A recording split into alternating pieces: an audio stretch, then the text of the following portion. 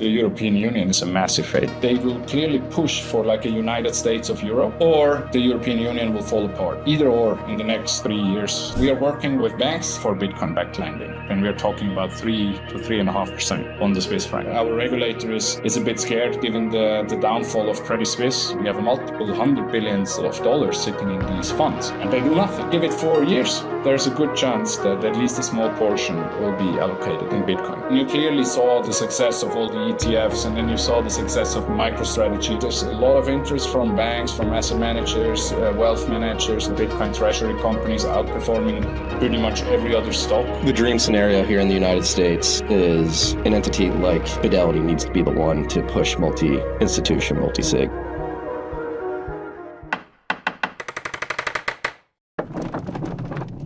Bill, it's all over. The price of Bitcoin has crashed to $117,943. Yeah, amazing, right? Again, it's all over. I literally just read a tweet from like a TradFi guy who actually came up with that because Bitcoin crashed by another 4 or whatever percent.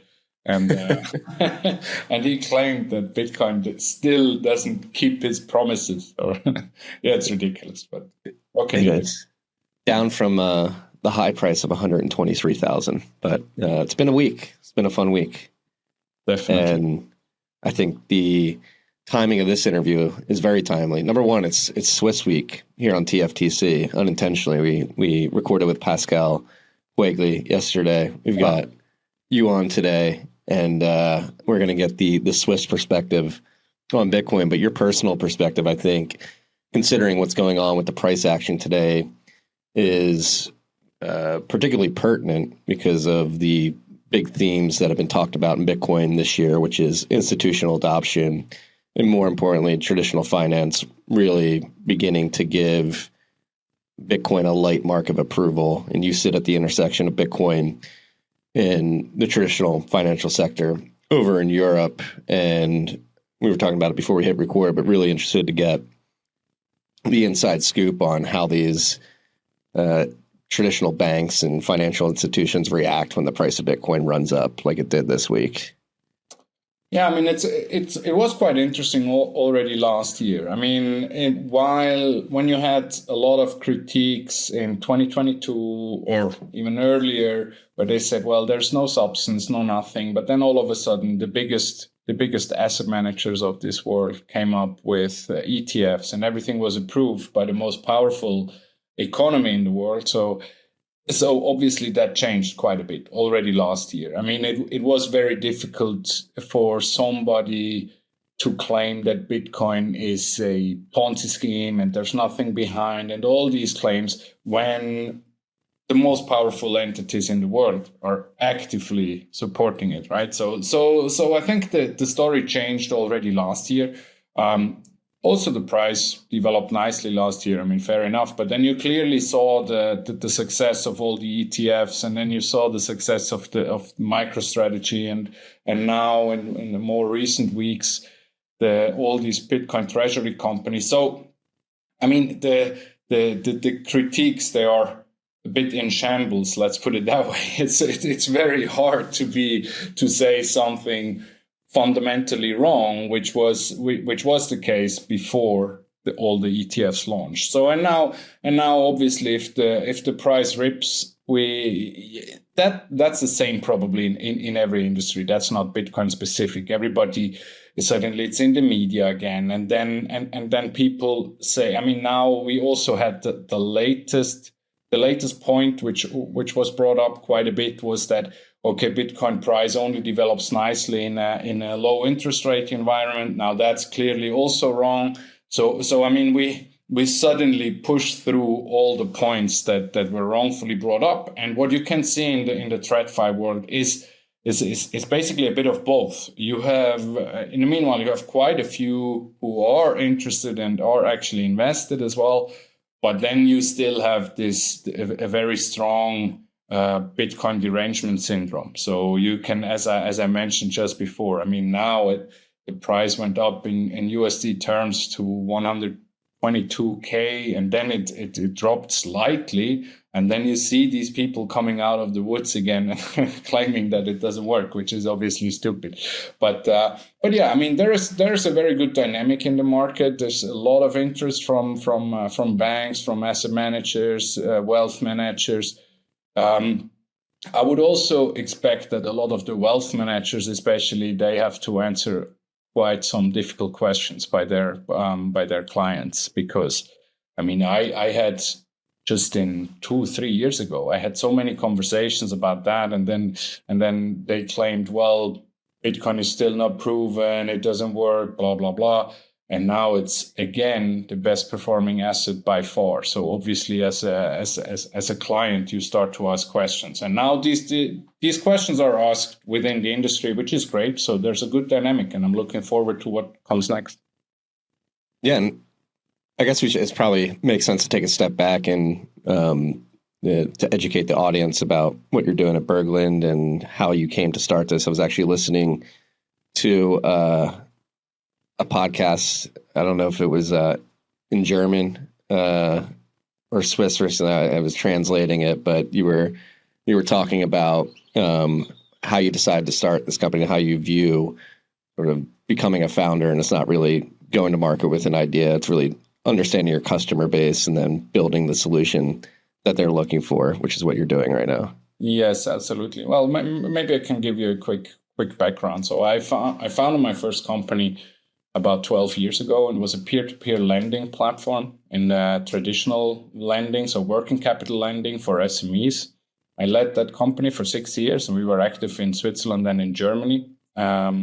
And we basically, we did a bunch of the mistakes that a lot of startups do. So we invested too much. We had too high costs on a very limited base. Let's put it that way. We didn't really hit product market fit before we scaled the cost, which was a mistake. And then I saw a lot of the financing issues, like the lending issues in the traditional world. Nevertheless, I led the company for 6 years. We sold it in 2020, shortly before the COVID lockdowns. Then I became CEO of a joint venture between a large bank and an insurance, but always wanted to go back into entrepreneurship first of all, but then also focus on Bitcoin full time. I'm in the Bitcoin space, or interested in it since about 10 years, I would say, and basically wrote the whole ICO wave with a bunch of stupid crypto decisions, and then really started to dig into it from 2018 onwards.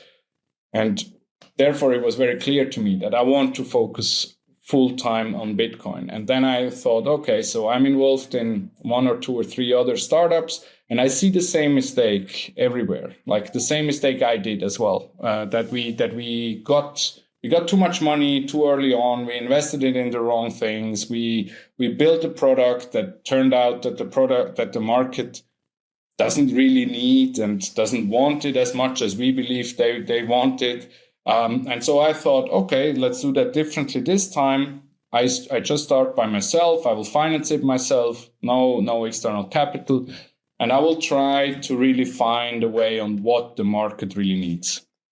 So that's why I decided in the beginning of last year, I will just start with education and consulting. And the other thing that was clear to me was that I want to build a B2B business. But that was just a personal choice, because I feel like I'm better in long-term relationship building rather than large-scale growth strategies. So that's how that was basically very simple how I started, and then said, okay, I'm reaching out to my network and within European banks and asset managers and financial institutions. And it helped definitely that I had a network from my previous startup, but I also wrote a Bitcoin newsletter since 5 years, and therefore had a bit of a reach within the German-speaking Europe, and that clearly helped me to get into a few banks and pension funds, etc. And then it ranged from simple workshops about what is Bitcoin, how does it work, what's self-custody, all these things, very basic, but then also to some strategic projects. Especially one was with a bank where I said, well, look, there's clearly a big need within the Bitcoin industry, which is that Bitcoiners do not want to sell, but they need liquidity in one way or the other. So clearly there is demand for that. And you guys at the bank, you have access to the cheapest capital. So fiat capital, that is. So, and then therefore they should go into Bitcoin-backed lending. And they said, well, I understand that, or they understand it. That makes a lot of sense, but it takes a while until we get there. It takes like 2 to 3 years until we can actually push it through all our compliance and risk departments. And in parallel, I had a workshop with a pension fund, and there we really had to start on ground zero, basically, because they are still nowhere. Pension funds are, in my opinion, still way behind. And there was a lot of skepticism, a lot of questions still. And then at one point I said, okay, let's do it differently. Let's leave the term Bitcoin aside. I'll give you the opportunity to invest in Swiss franc, euro, USD. You get Swiss franc, euro, USD back. It's credit. You earn about 6 to 8% on the Swiss franc, about 8 to 10 on the euro, about 10 to 14 even on the USD. The collateral is always available, 24/7, tradable. It's highly liquid. And the credits are always over collateralized. So how does that sound? And then they were like, oh, that sounds more interesting. That's more our home turf. So that was then basically those two situations led to the fact that I said, okay, so then let's build that ourselves. That was then when I found the co-founder. So we are now 2, still relatively small, but decided to focus on that as management solutions with the overall goal to basically fuel the Bitcoin economy. And the first product is just Bitcoin-backed lending, where we want to allow institutional and qualified investors to invest through the different platforms like Debify, like Firefish, but also through regulated custodians like BitGo, Signum, and all the banks that we have, because they have another challenge with capital requirements. So we want to build that solution to allow institutional investors to invest in these products. That's what we did. Yeah, and I think there's many sort of points to touch on there. I mean, the first of which jumps out to me is somebody who's been following the space, leveraging these products, pun intended, and investing in companies offering Bitcoin collateralized lending solutions, is that it seems like the most mispriced credit instrument in the world, in the sense that you described the collateral sits in a wallet. If the custody arrangement's done the right way, it's not rehypothecated, it's extremely liquid, and the risk of a liquidity provider losing their principals is extremely low when you consider those factors. And you mentioned the interest rates that exist. They're, at least here in the United States, way higher than traditional sort of lending products, even though I would consider the risk to be significantly lower. And then on top of that, you have this sort of environment over the last, let's call it 5 to 10 years, where the rush to private credit and search for yield has been a big trend, particularly here in the United States, and I imagine globally. And I think these Bitcoin collateralized lending solutions provide an incredible risk-adjusted profile for investors looking to get exposure to credit markets, private credit markets specifically. I couldn't agree more. It's insane, to be honest. I still can't get my head around the actual costs. But the thing is, the market dynamics are right now, they are as such that there's not enough fiat capital. So that's what defines the rates at the moment. There's still not enough interest. And that's also why we exist, because we want to change that. It's a lot of work. But I mean, I fully agree. On just the risk-reward perspective, I couldn't find anything that comes even close. It's really remarkable, and especially if you look into the area that you just mentioned, with all the private debt funds and alternative credit funds. I mean, there is so much money lying around there, and they're chasing returns of, let's say, 10% on the USD But I mean, they take considerable risk there, like on growth companies, pre-IPO companies, or whatever. But there's a lot of risk in there. While with Bitcoin-backed lending, I mean, you have a collateral, highly liquid, tradable 24/7. All the loans are over collateralized. They are not rehypothecated.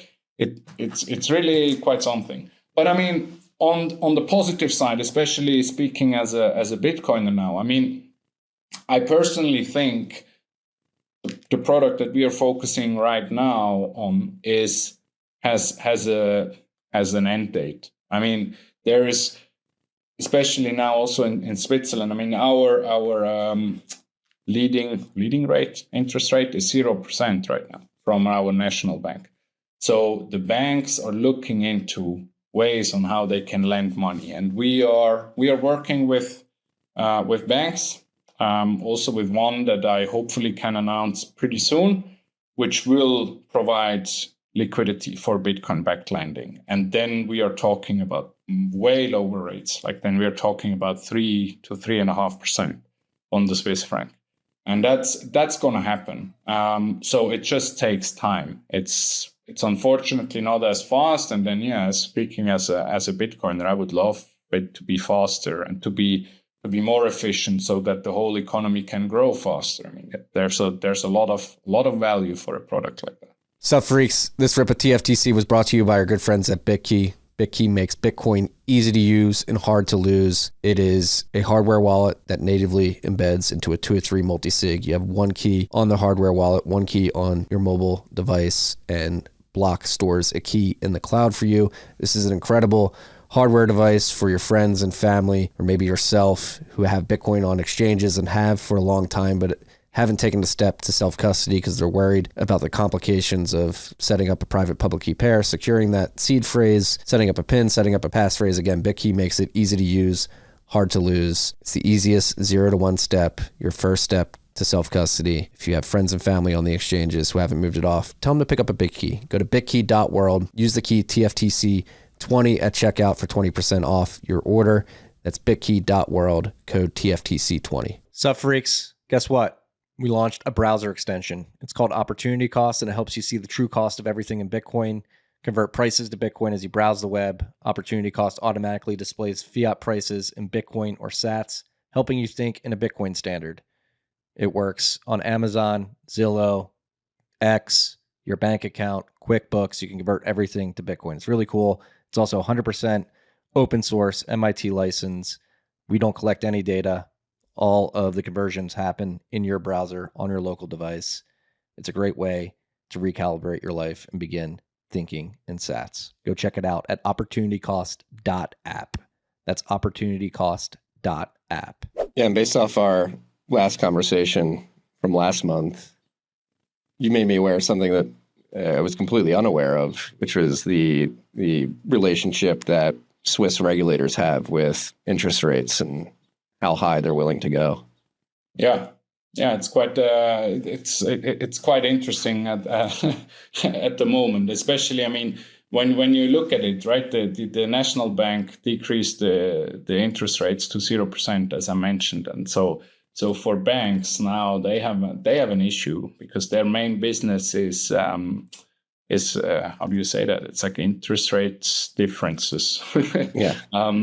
So they need to find ways to allocate the capital, and so that will have a very positive effect. But then I don't know if that's also what you were talking about. Our regulator gives or limits the banks on Bitcoin-backed lending and crypto lending, if you want to say so, with regards to that, they still consider it as uncollateralized lending. And so that comes with very strict capital requirements.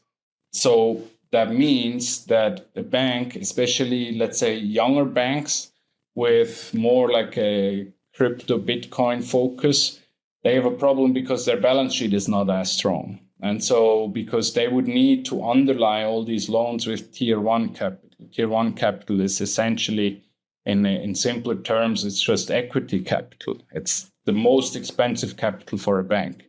And so that means they are quite limited still. But that does like the margins that they can generate right now, especially, are still attractive for that. So and I think those are two important factors. We have the regulation, which will change, and then we have the interest rate pressure, which is already there. So you have banks that are looking into and say, okay, so we do have a couple of 100 millions that we can allocate to that, to Bitcoin-backed lending, and then we would need to find a solution that is outside of our balance sheet. And that's where we still come in. And then at one point, the regulation will also change. I'm 100% sure about that. And then it's basically the banking model, the traditional banks who provide capital for Bitcoin-backed lending, which is okay. And isn't there an upper limit to the interest rate banks can charge as well? It depends. So in Switzerland, it's like to private individuals, there are like consumer credit limits. That's at 9.9%. So they are not allowed to go higher. But for SMEs and companies, that limit is not in place. Yeah, I'm just trying to get a well-rounded perspective on just the path to lowering the cost of capital for these Bitcoin-backed lending products. I think you said it perfectly, which is just the lack of liquidity that exists for these products specifically right now. Since there's relatively little euros, francs, dollars competing for these loans, they're able to charge a higher rate. And bringing this back to the juxtaposition of Bitcoin collateralized lending versus the private debt markets that have exploded in recent years, they're taking what I would deem to be insane risk. When is that tipping point of banks and credit funds recognizing the relatively low risk provided by these collateralized Bitcoin products that floods the capital into the space? I mean, there are multiple pieces of puzzle that fall into place, I would say, at the very moment. I mean, you see the Bitcoin treasury companies outperforming pretty much every other stock. And obviously, private debt funds are also looking at the stock markets. And then they see, well, there's clearly value in that in that weird coin. and so then they will realize, okay, so there is something that is way more transparent, that's the same price all over the world, and this is highly liquid. So that makes a lot of sense. And at the moment, and I would give it like 12 months, maybe max, they can still generate excessive returns, I would say, as compared to anything else that they would invest.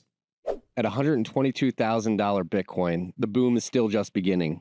Are you positioned for the decade-long rush? On July 22nd, Tur de Meester joins Unchained for a live session. The boom is just beginning. You'll get a full macro briefing and a brief intro to how to properly secure your Bitcoin for the long haul. Register now at unchained.com/TFTC. That's unchained.com/TFTC. Don't sit on this, freaks. Take advantage of this alpha.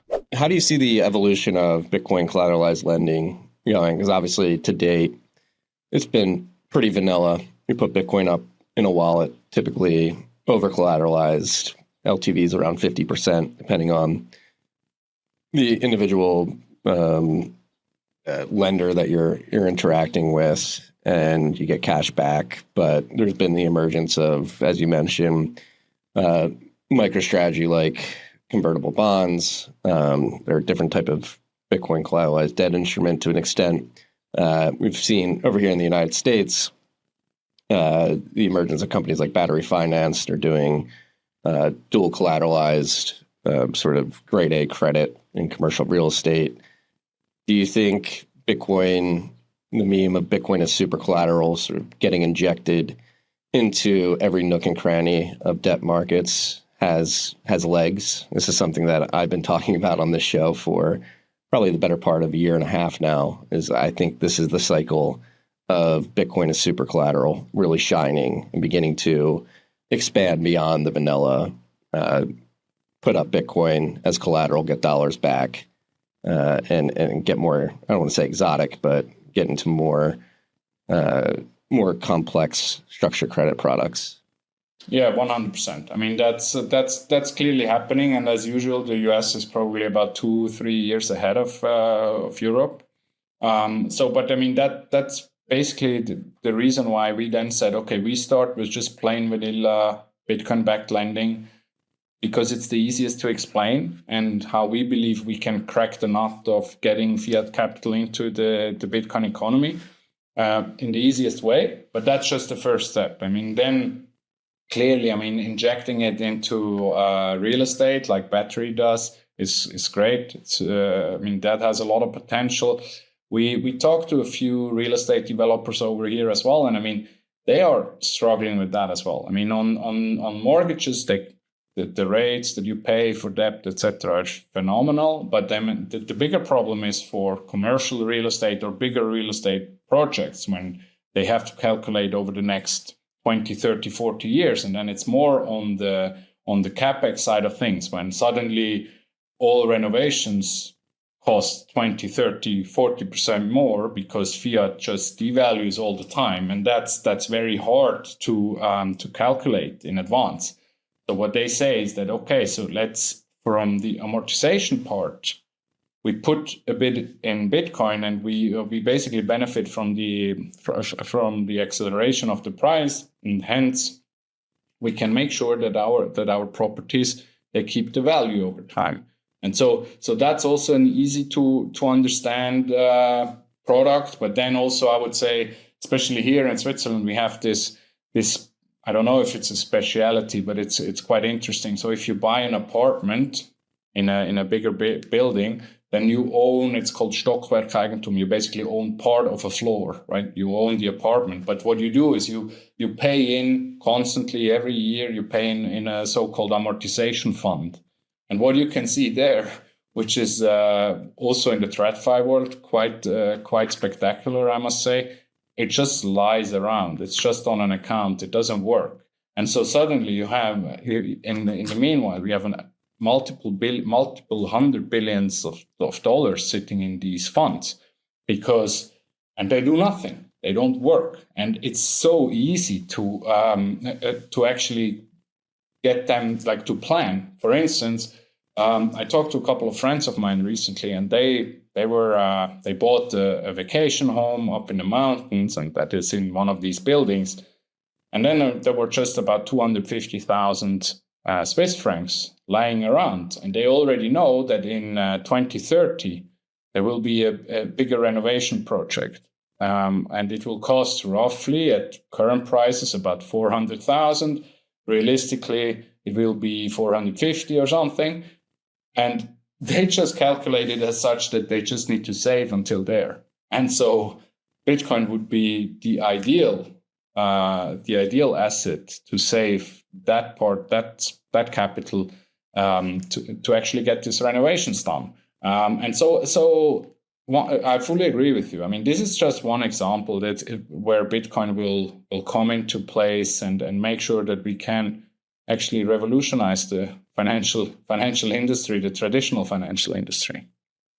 Well, on that note, it's a perfect toss-up to what I wanted to talk about next is, I mean, you're partnered with Debify, Firefish, BitGo, all three of which, correct me if I'm wrong, do leverage some sort of multi-sig escrow for the Bitcoin when it's used as collateral. And so I think that's been a big topic of discussion here in the United States, is the centralization of custodian risk with a lot of the ETFs flooding their Bitcoin to Coinbase. And I've long been an advocate of, if the banking system and traditional finance is going to step into Bitcoin in earnest, that we really need to take a step back and think about the optimal sort of custody and how to custody the collateral when it's being used in the system. And I think multi-institution, multi-sig makes the most sense to me, because you really create an incentive structure that really disincentivizes against rehypothecation and concentrated third-party risk. Yeah, definitely. I mean, I started with Berglinde and basically had the ideologue Bitcoin image in mind, and thought, okay, so it's going to be multi-sig above all. and this is where we focus on, and we still do. I think it is a good way, but it also comes with limitations. And now looking at the exact processes of all the platform, I mean, it is sometimes it's hard to argue why a regulated custodian isn't safer, so to say, because then you have, I mean, when you look at processes of regulated banks, we have two in Switzerland who are fully focused on Bitcoin, or unfortunately crypto as a whole. And I mean, when you look at their risk policies, at their risk processes, then sometimes it's hard to argue why this should be less secure than the multi-sig setups of some startups, so to say.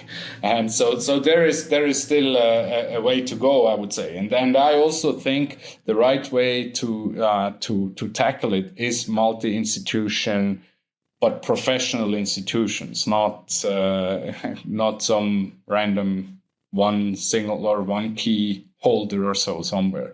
But yes, I mean, this is also going to be built up, I would say.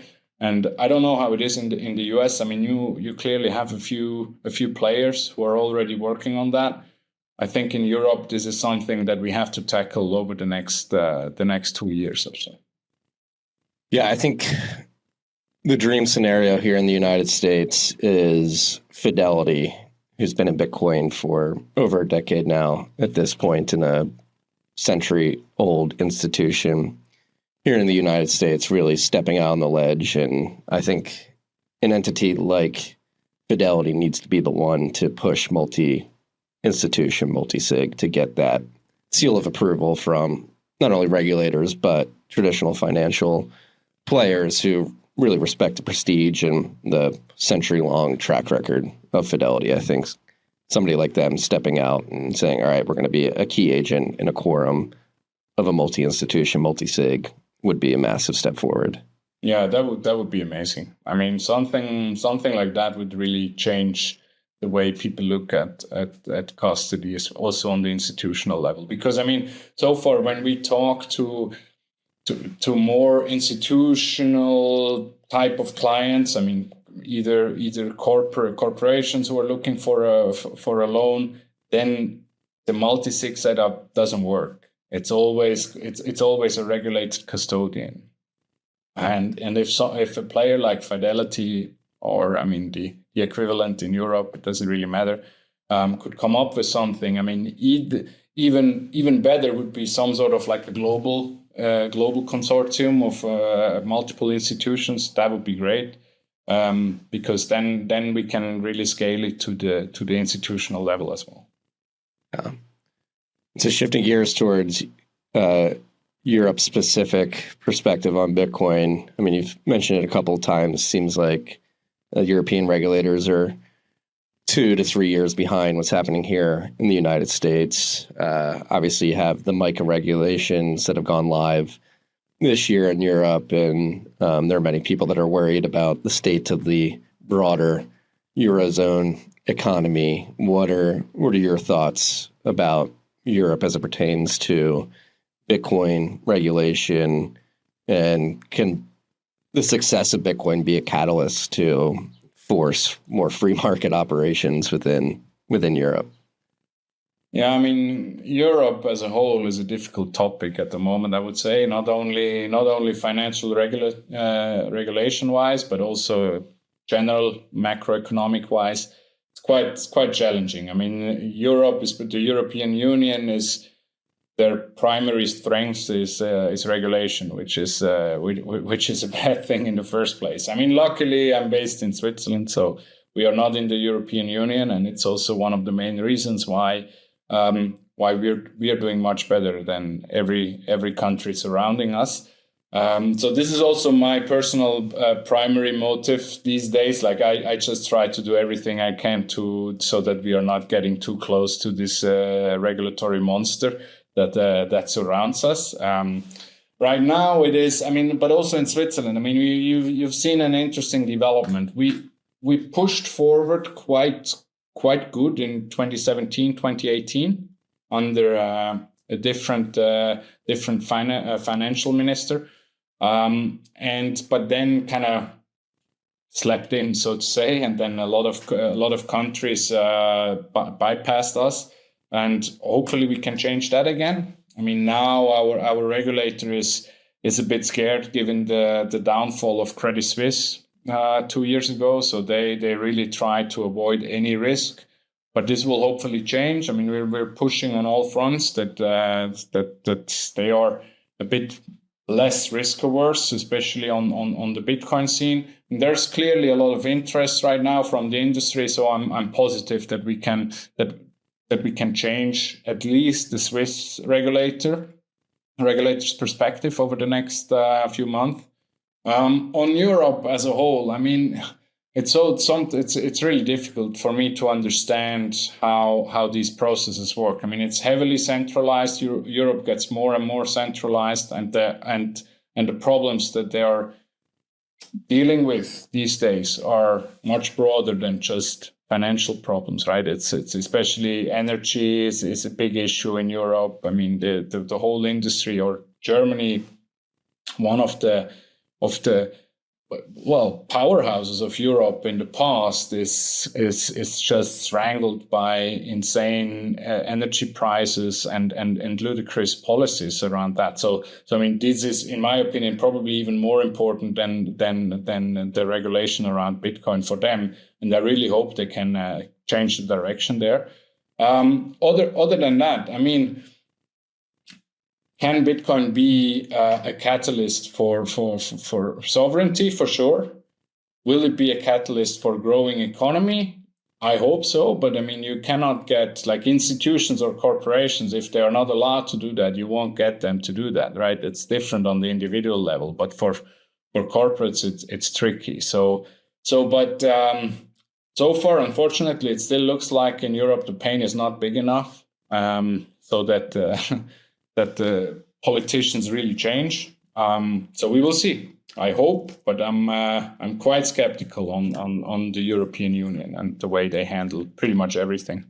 Well, that's like, what is going to be the catalyst? Do you imagine it like Bitcoin has another very successful cycle throughout the rest of this year, potentially into next year, and you see a lot of the activity happening here in the United States, Southeast Asia, other parts of the world where people are really embracing it and leveraging the sort of monetization and adoption of Bitcoin to their benefit, and sort of people sitting in corporations in Europe looking out at the world, basically embracing this technology and succeeding massively because of that, and pushing back against the regulator, saying, look what's happening around us, we're completely missing out on this. Is that what it's going to take? Or yeah, most probably. But usually, yeah. I mean, usually it has to start with quite a bit policy change, and then the politicians will force the regulator to act.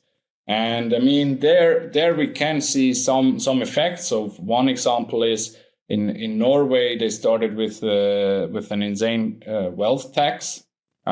Just another socialist experiment that failed massively. So they installed this wealth tax, and as a result, a lot of the Norwegian billionaires, they moved to Switzerland, which is great for us, when it's terrible for the country. And also, obviously, the net result is that they lost tax revenues, and at a significant scale.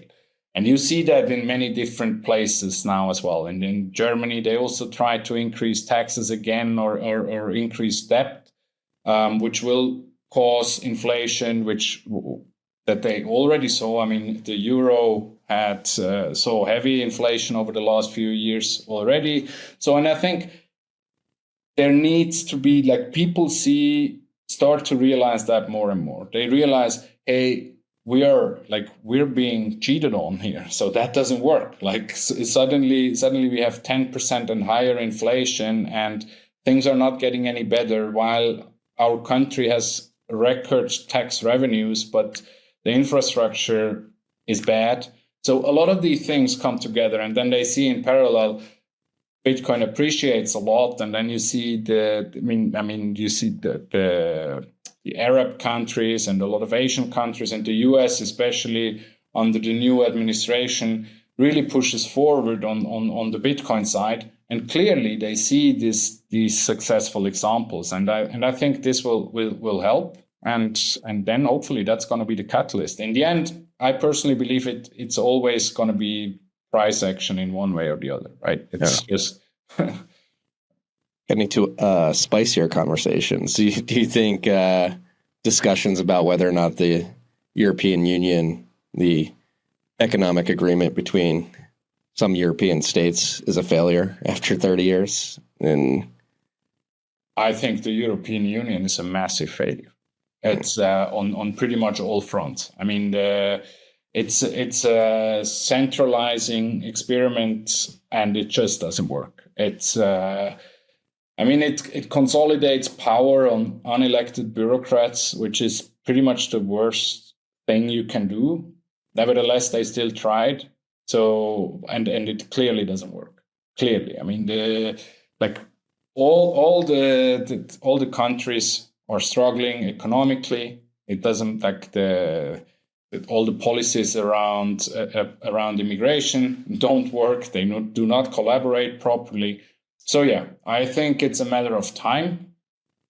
Either, and that's going to be the big discussion, or the big surprise. Unfortunately, it's either going to be that they will clearly push for like a United States of Europe, which could be an outcome, because there, especially in the southern part of Europe, there are still a lot of countries who are somewhat benefiting from it, at least on the outside. They don't really, but they feel like they benefit from it.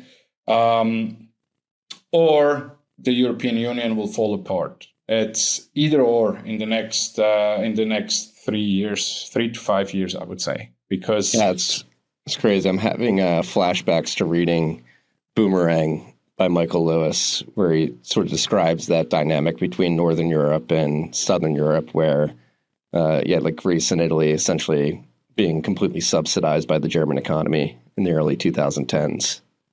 Yeah, absolutely. And but now you can see it in a different way almost. I mean, Italy now, okay, it's not perfect, but it's one of the more stable countries, and also economically they're not doing that bad. I mean, now suddenly, and that's always what happens in these centralized structures. It's like there is an orientation downwards. So Germany will go lower instead of everybody else goes up. That's just how it is. That's why socialism never works, right?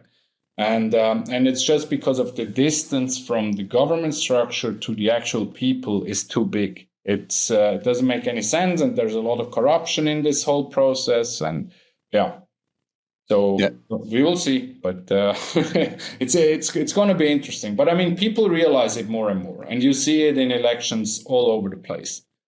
There's still some forces trying to push against it, but I don't think it will be successful. Yeah, the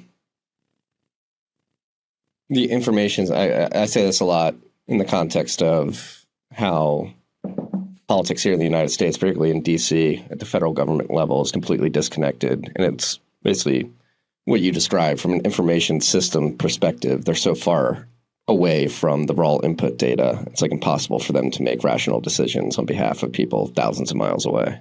Absolutely.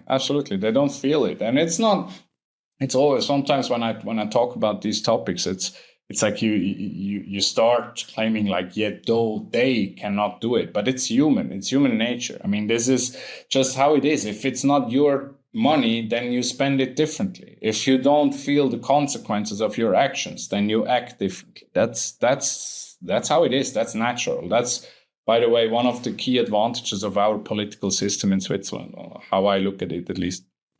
Yeah. Because we have this direct democracy, and it's very fragmented. It's a very small country, but fragmented in 26 cantons, and everybody has a vote and can vote against pretty much every decision anybody takes. So that's they compete. Correct me if I'm wrong. They compete on sort of tax preference too, right? Trying to as well, tax preferences, education. I mean, the overall system is quite similar to the US system. It's a republic in the end.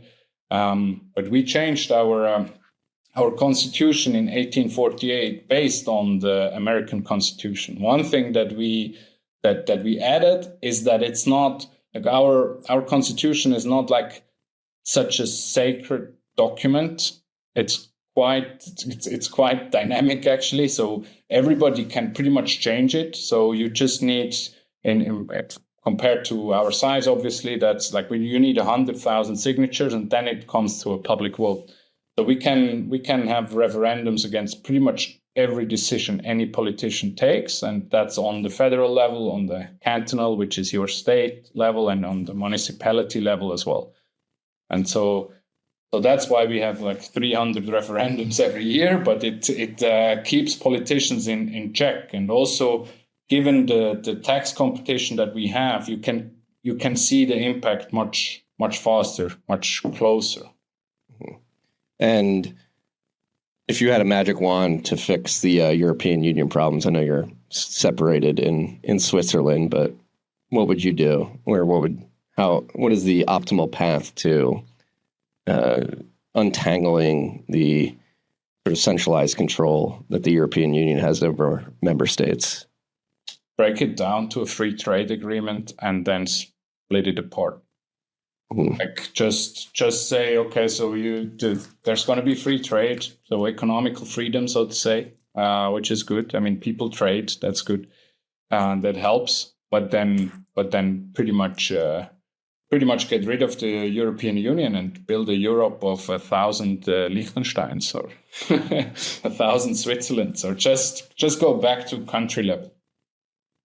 Yeah, and compete. I mean, that's the thing, right? That's like it's this weird image that some politicians have, is that it's better when you centralize and everything bigger is better. That's not true. It's just way better if we build on a smaller scale and we compete against each other. We compete with ideas, with structures, with governance, and that really helps. And I mean, you can see it. It's just, for me, then that's also sometimes quite frustrating. I mean, our relationship to the European Union comes back every 5 years, pretty much, and some sort of an election. And we will have a very important election soon, which basically, because some people want to be much closer to the European Union and basically automatically take over regulation from Europe just to get access to the European market, which we already have, by the way, but apparently that should be easier. And now a lot of people are fighting against it. And to me, this is just, I can't get my head around how people can just look at the simple facts, like on every economical KPI, we're doing better than the European Union. And you can clearly see it. I mean, 20 years ago, the European Union had the same GDP per capita as the US. Now the US is 40% higher or something. And so on every KPI, it failed. Nevertheless, there are still people who think it's a good idea to go for it. Yeah. It's mind-boggling to me watching from afar, particularly the energy, like how Germany completely just shot itself in the foot over the last 20 years with this energy policy. And it's unbelievable. It's really unbelievable. And I mean, it's now they're being deindustrialized in real time. And they had a super strong economy, right? Super strong industry. And now all the companies are struggling, and obviously that trickles down. If Volkswagen struggles, then thousands of smaller companies struggle as well.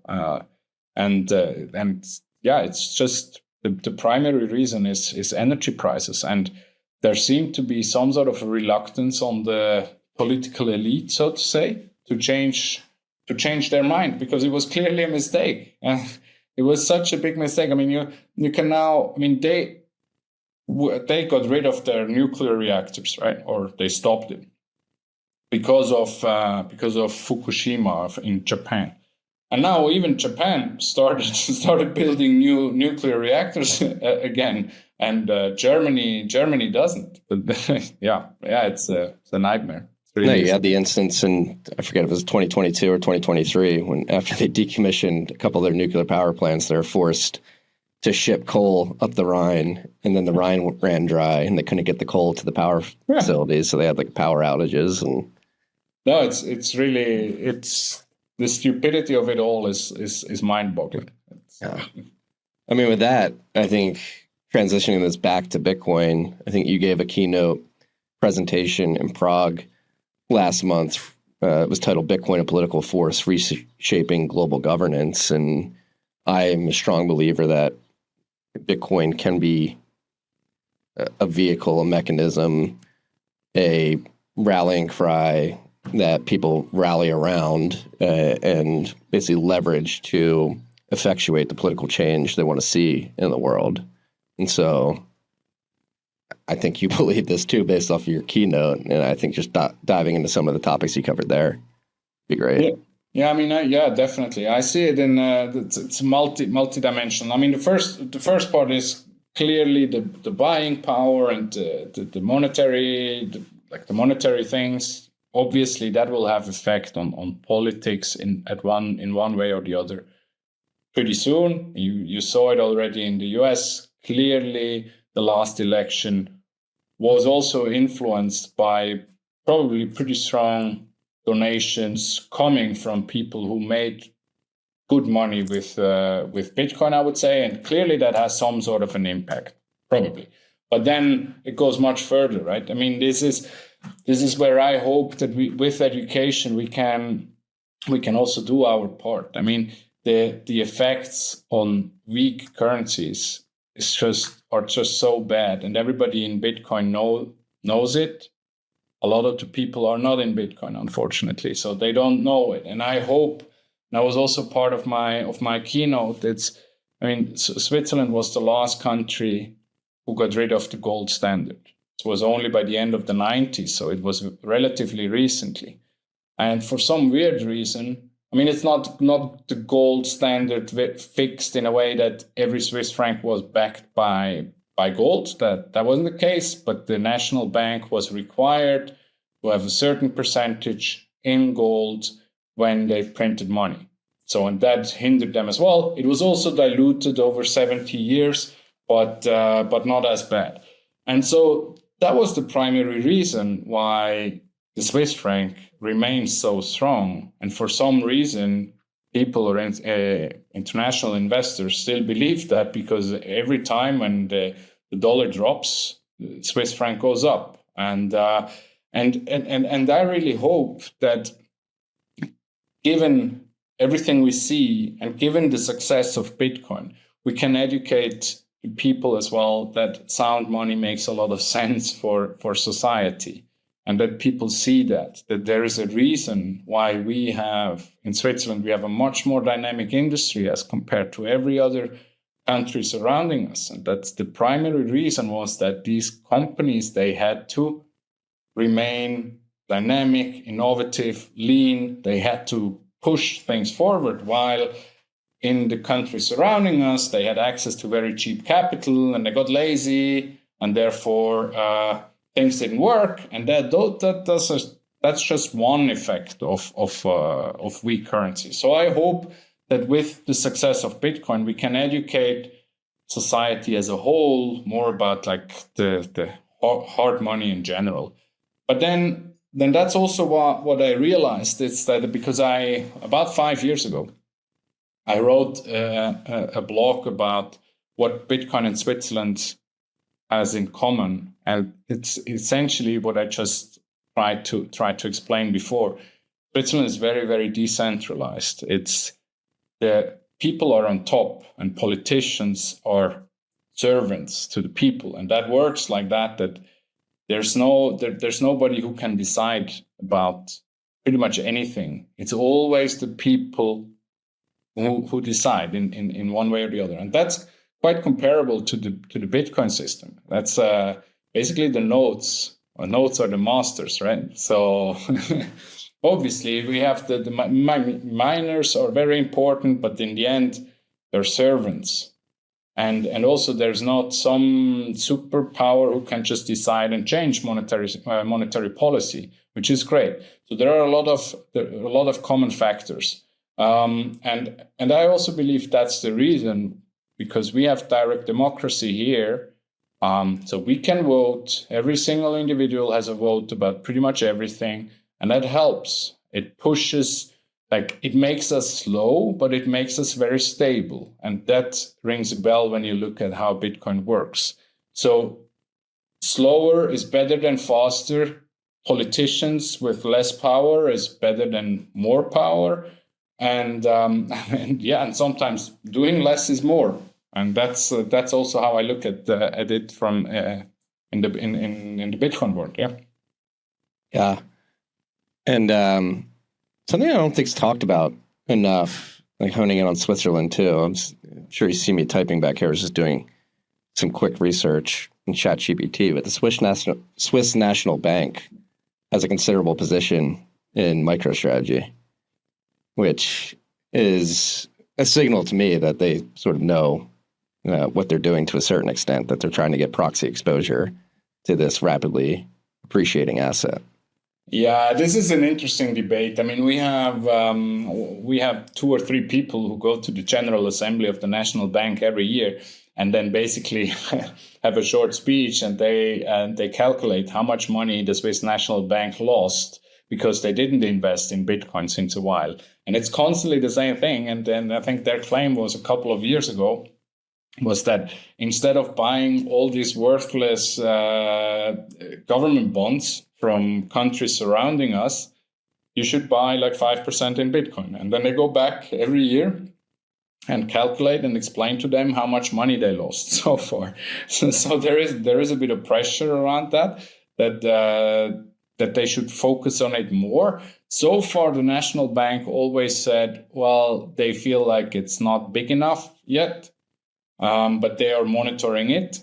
When it comes to MicroStrategy, I mean, this is also an interesting debate, because I also thought so in the beginning, and then I saw an interesting presentation by one of the I think it was even the president of the National Bank, and they said, well, just in general, they just need to push down the Swiss franc, otherwise it appreciates too much against all other fiat currencies, and therefore they print Swiss franc and then they buy all sorts of assets in different other currencies. And so, speaking about MicroStrategy, they say they basically just buy whatever USD denominated asset they can get their hands on, and it's less about the actual asset. It's just that they want USD exposure. So I was quite happy when I saw that the first time, and then I was a bit like, meh, okay, that's not as exciting as I thought it is. I thought the Swiss National Bank was speculative attacking itself. Yeah, probably. I mean, the good thing, there are two points to that, right? It's like the balance sheet of the Swiss National Bank is massive. They printed a lot of Swiss francs recently over the last 5 years as well.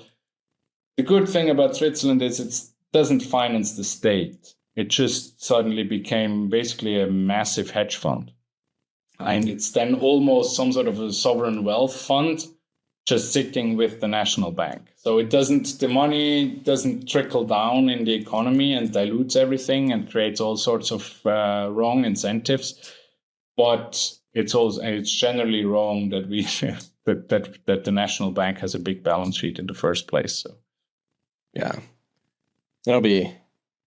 I've had discussions about this with a couple of friends in the past. The fact that they own MicroStrategy, and based off of our discussion over the last hour, there's a lot of talk here in the United States of putting Bitcoin in the treasury. And I think we're pretty, at least this administration is ardent about. We don't want it to sit at the Fed. We'd rather it sit at the treasury, but. If you think about sort of this idea of free banking and a lot of the ideas in the Bitcoin standard, particularly towards the end, where Saif's like Bitcoin's greatest success would be forcing central banks to have sort of better monetary policy or stricter monetary policy to remove the opportunity cost and the misallocation of capital. And I don't know the answer to this, but I go back and forth like, is it worthwhile, or should we be pushing, it's probably the better framing, central banks to hold Bitcoin as an asset on their balance sheet? And if so, who's going to move first? And based off of this conversation, I think Switzerland has proven to be sort of forward thinking when it comes to Bitcoin, even though it's had some lulls since 2017. But could you see the Swiss National Bank, if this contingency of Bitcoiners going year in and year out and highlighting the losses for not allocating Bitcoin, actually making the decision to get some Bitcoin?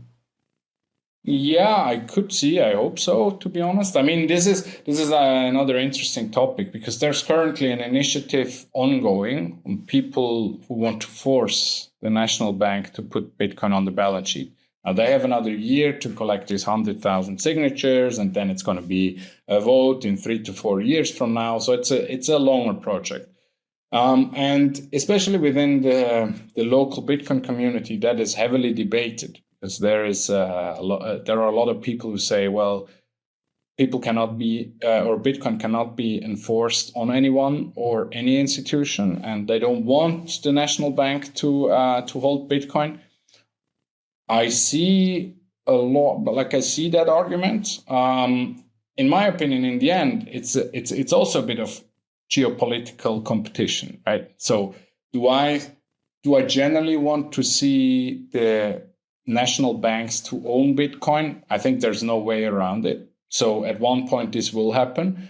And then I would much rather see us gaining that buying power, that economical power over the next few years, other than any other country in general. Or obviously there are more friendly countries than others, but I think there's no way around it. So I do think over the next, give it 4 years, there's a good chance that at least a small portion will be allocated in Bitcoin. Do you think we're reaching a critical tipping point in terms of adoption, an event horizon, if you will, about Bitcoin?